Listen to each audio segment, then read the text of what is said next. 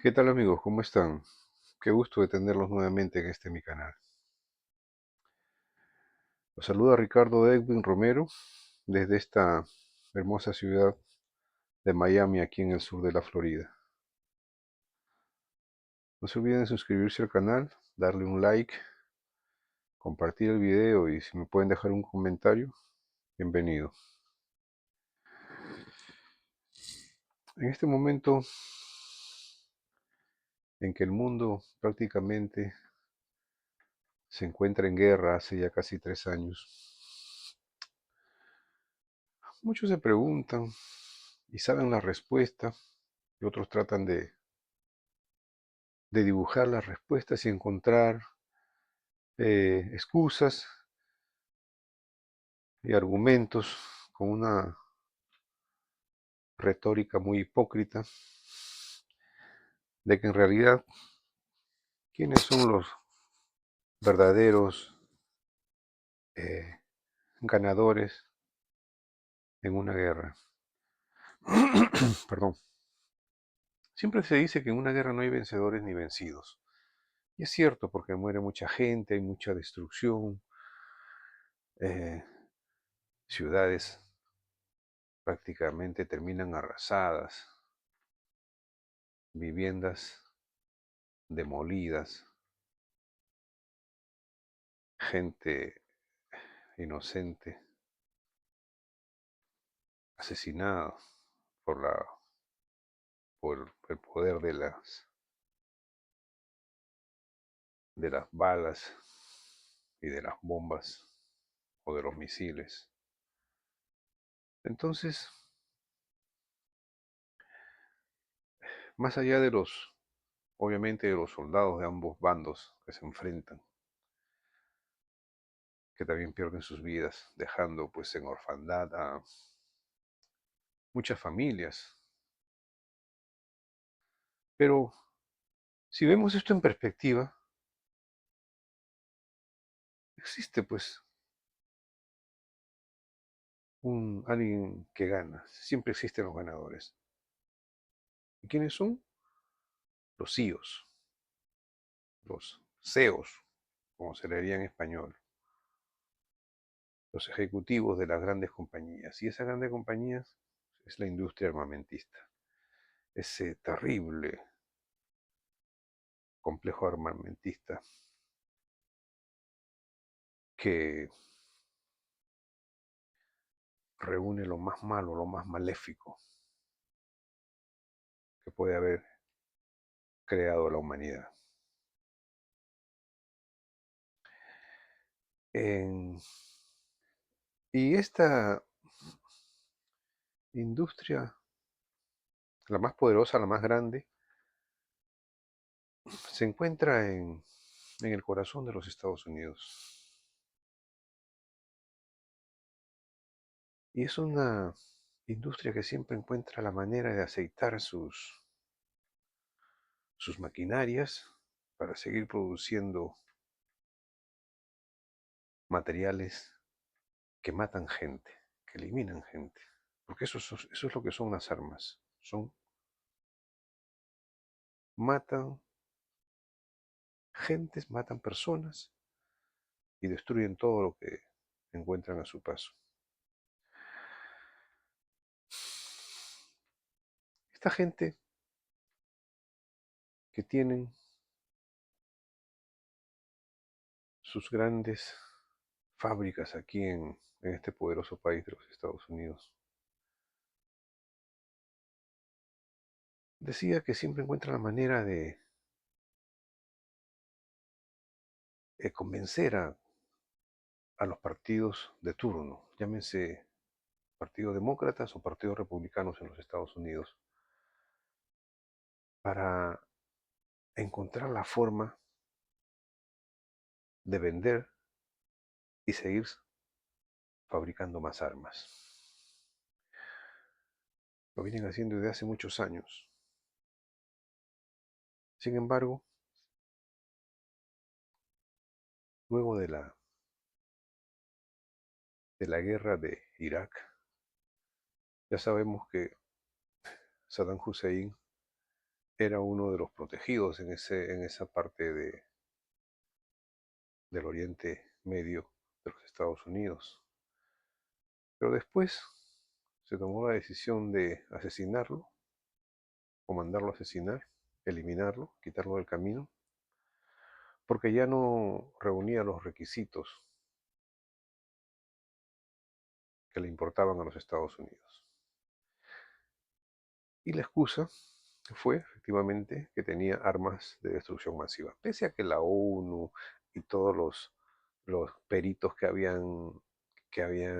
Irak había accedido que entren dentro de sus supuestos arsenales que tenían, ninguno de ellos encontró nada que identifique como eh, uranio, que era una de los principales materiales químicos para hacer un arma de destrucción masiva o una bomba nuclear. Pero contra viento y marea, George W. Bush, hijo, impulsado básicamente por la industria armamentista, que necesitaba renovar sus armamentos, utilizaron miles de millones de dólares de nosotros, los contribuyentes americanos, para intervenir, eliminar a Saddam Hussein, no encontrar ningún tipo de arma de destrucción masiva y un país que se mantenía relativamente estable en esa parte del mundo, terminó como hasta ahora lo podemos ver, un país ingobernable, un país fallido. Luego, los demócratas casi siempre encuentran la manera de encontrar o de hallar excusas para seguir aceitando la maquinaria de guerra. Sabemos que el lobby de esta industria armamentista es muy fuerte, muy poderoso, tan poderoso como el lobby judío, como el lobby israelí aquí en los Estados Unidos, que también obedece justamente y están codo a codo con esta industria armamentista. Luego siguió Libia, después Siria y Palestina, pues es un negocio redondo, ¿no? Es una guerra que no tiene cuándo acabar. Y bueno, toda esa parte del Medio Oriente es un negocio redondo para los israelíes y para la industria armamentista de aquí en los Estados Unidos, que siempre encuentran subterfugios para, para convencer a los diferentes gobiernos de seguir utilizando la maquinaria de guerra e- y gastando los miles de millones de dólares en esta industria del mal. Dinero que se podría pues utilizar en tantas cosas que benefician realmente a al pueblo americano o al pueblo mundial. Después encontraron otra buena excusa con los rusos. Desconocer el Tratado de Kiev, instalar una base, intentar entrar a Ucrania, a la OTAN, para instalar una base americana allí en Ucrania. Obviamente los rusos no lo iban a aceptar, entonces iban a entrar en conflicto, iban a entrar en guerra y pues ahí se iban a seguir produciendo los miles de millones de dólares. Y como los demócratas, no digo Biden, porque Biden era un anciano decrépito, senil ya, no gobernaba el país, además no gobernaba ni siquiera podía gobernar sus palabras. Recordemos que cada vez que decía una frase se perdía, que entraba en lagunas mentales, entonces el pobre pues no era el que gobernaba, los que gobernaban eran los que estaban al lado, ni siquiera Kamala Harris para decir, porque si bien es cierto Biden era un enajenado mental, pues Kamala Harris era una incompetente intelectual. no podía hacer absolutamente nada más allá de mostrar una sonrisa burlona y boba cada tanto. Entonces los que gobernaban eran estos señores de la guerra, que los demócratas son básicamente eh, gente que siempre ha apoyado y son apoyados básicamente por el lobby armamentista, por ese gran complejo armamentista. Entonces siempre le hacían el fuego pues, a estos señores de la guerra. Ahora con Rusia sucedió algo distinto. Nosotros los que votamos por Trump y siempre apoyamos al presidente, y hasta ahora seguimos apoyando al presidente, pese a que estamos viendo cosas que no nos gustan. Y, y voy a hacer un video también ahora de lo que está tratando de hacerse el de la vista gorda o tratando de encubrir o de decir que ya no es muy importante el problema de Jeffrey Epstein, una de las promesas de campaña del señor Trump, del presidente Trump, y que a nosotros nos ha decepcionado sus votantes y sus simpatizantes, y los que apoyamos a Donald Trump nos ha decepcionado bastante, la verdad. El grupo MAGA está completamente decepcionado. Yo no sé cómo va a seguir, si se sigue resquebrajando, si se sigue agrietando el apoyo que nosotros le hemos estado brindando a buena cantidad de los independientes, en mi caso, y, y, y muchos jóvenes del movimiento MAGA. Los del movimiento MAGA son muchachos generalmente entre los 20 y 35 años, pero no son pues como los viejitos que son más fanatizados en votar y no reconocer o no criticar nada a su gobierno, como hacen los demócratas. Los demócratas pueden tener, si tienen un gobernante, si su partido gobierna junto con su presidente de una manera mediocre, decadente, ellos igual lo apoyan y no critican nada. No, los, los nuevos, vamos a decir, nuevos integrantes del grupo republicano que pertenecen al grupo MAGA no son así. Definitivamente no son así. Y si vemos que el presidente Donald Trump no está cumpliendo una de sus promesas de campaña muy importante, de no hacer guerra con nadie, tratar de parar todas las guerras y preocuparnos por los Estados Unidos. Make America Great Again. El movimiento MAGA quiere decir que primero Estados Unidos y después el resto del mundo. Y si por influencia del, del lobby judío, del lobby israelí, que es un lobby poderoso y que todo el mundo tiene miedo a criticar, ahora acaba de bombardear nuevamente a Siria, el gobierno de Netanyahu. Y como, y como lo estaba denunciando también este brillante periodista, que también voy a hacer un programa de él, ya les he recomendado en mis videos, eh, Tucker Carlson, un periodista brillante. Es que si alguien quiere ser periodista o ya es periodista por estudios universitarios o porque conduce algún programa de radio o de televisión, debería verlo a este periodista. Es un periodista de primer nivel, objetivo, no se vende, apoyó a Donald Trump en los últimos 6 meses, prácticamente hizo campaña codo a codo con Donald Trump, pero ahora le está criticando algunas cosas como debe ser, como debería ser. Nadie puede vender su voto.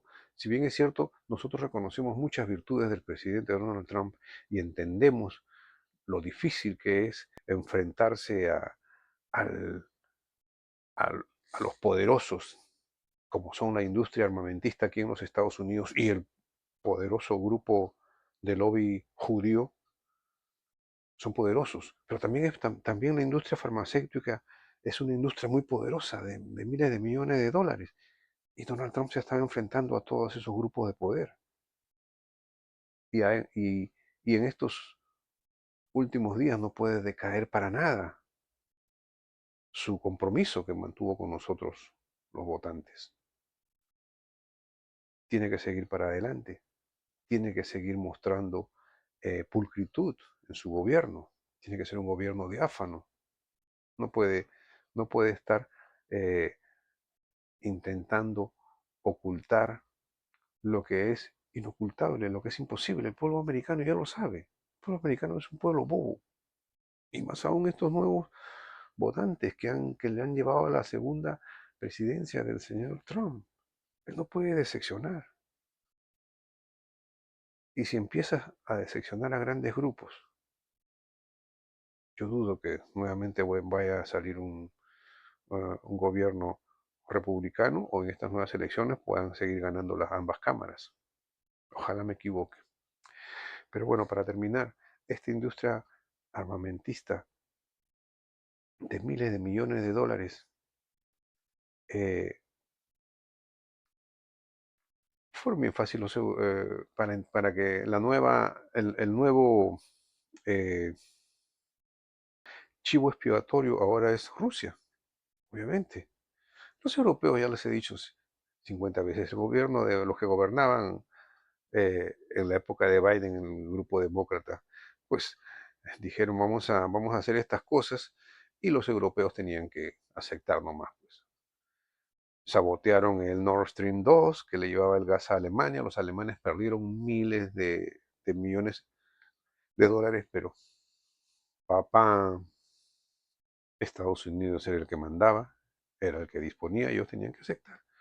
Ni que decir de Francia, ni que decir de Inglaterra, ni que decir del resto de los países que no son tan, que no tienen tanta fuerza, ¿no? Para que nombrar al resto, que son países más pequeños.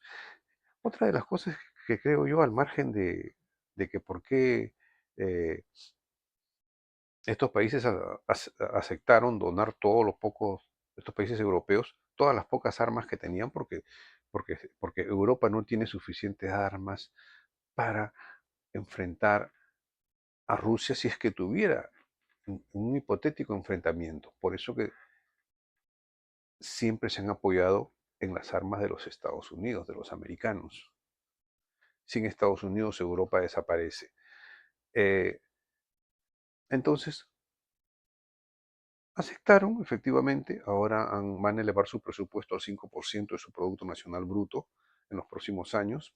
Todo el mundo se va a nivelar para poder crear unas buenas condiciones en armamentistas para un supuesto conflicto con algún país. El único país, según ellos, es Rusia. Y está claro que esas armas, ¿a quiénes se las van a comprar? A los Estados Unidos. ¿Y quiénes son los que ganan?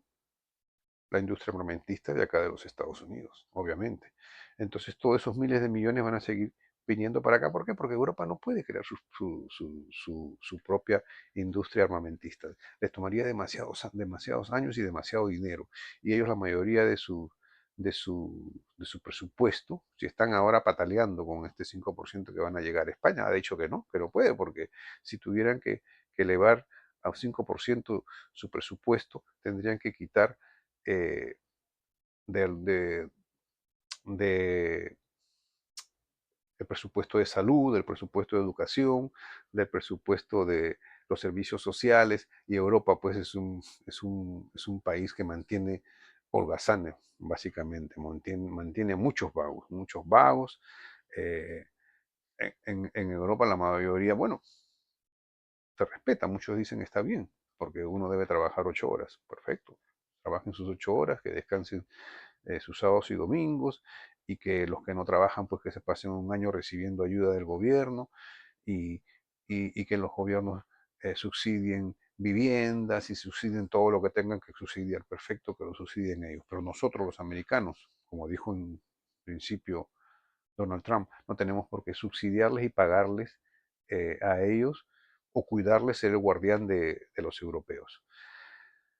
Que es una actitud hipócrita porque todo el mundo sabe que Rusia no quiere invadir a Europa, ningún país de Europa. Rusia hizo todo lo posible Putin hizo todo lo posible hasta última hora para no entrar en Ucrania. Es un país, ¿qué ganaría, por ejemplo, Rusia invadiendo Francia? Un país que no tiene absolutamente ningún tipo de recursos. Todos los recursos de Europa están en Rusia. El gas, el petróleo, los minerales, las tierras raras, todo lo que se necesita lo tiene Rusia. Inglaterra no tiene nada. Alemania no tiene nada. Más allá de sus industrias, que claro, que también son industrias importantes, pero recursos naturales, no tienen nada. No tienen nada. Ellos más bien están queriendo encontrar excusas para invadir Rusia, para desaparecer Rusia como desaparecieron a Yugoslavia, pero se van a equivocar, porque Yugoslavia era un país pequeño, Rusia es un país inmenso, es el país más grande del mundo. Ok, le ganaron, desaparecieron la Unión de Repúblicas Socialistas Soviéticas, más de 20 y pico países pequeños que ya no pertenecen a la misma Ucrania que pertenecía a la Unión Soviética ya no pertenecen y otros países más. Está bien, pero Rusia quedó básicamente como el país, igual como el país más grande y con infinidad de recursos, el país más grande del mundo y una infinidad de recursos. Que voy a hablar también otro tema acerca de Rusia y de Putin, solamente voy a dedicarme a eso. Entonces, mis amigos, efectivamente, después de que estos señores de la guerra logran sus objetivos y ponen a medio mundo eh, en, en preocupación, en alerta, en nerviosismo de que pudiera desatarse una tercera guerra mundial o que pudiéramos desaparecer como humanidad o como planeta. A estos señores no les importa, pues ellos dicen vamos a hacer la guerra y lamentablemente le están ganando la influencia al presidente Trump. Le están ganando y sería lamentable que después de haber ofrecido y prometido el presidente Trump de que primero es América y que solamente se iba a preocupar por América, caiga en el juego de la guerra. Con los israelíes, ya lo dijo Carlson, porque se vende, intentan vender que debemos eliminar a Irán, bueno, ya se eliminó Irak, Siria, eh, eh, ahora hay que eliminar a Irán, hay que desaparecer también a Irán, porque, por ejemplo, a nosotros los americanos, ¿qué cosas nos han hecho los que nos atacaron las Torres Gemelas? No eran iraquíes, no eran de Líbano, no eran de Gaza, no eran de Siria. ¿De dónde eran? Eran árabes. Osama Bin Laden era árabe y el resto también eran árabes. Y nosotros mantenemos relaciones muy estrechas con Arabia Saudita. Pero ¿por qué queremos eliminar al resto? Porque nos meten el cuento los judíos con que ellos nos quieren eliminar. Yo no te, que yo sepa, eh, los iraquíes, los sirios, acá hay muchos iraquíes en los Estados Unidos y muchos sirios, ahora en estos que viven con una tranquilidad y, y yo he conversado con muchos de ellos y son gente totalmente, profesan una religión distinta, pero se visten igual como nos vestimos nosotros y actúan y conversan igual como cualquiera de nosotros.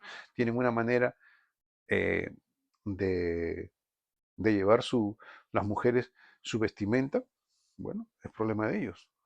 Hay mujeres en Occidente que les gusta andar desnudas, problema también de ellas o de ellos.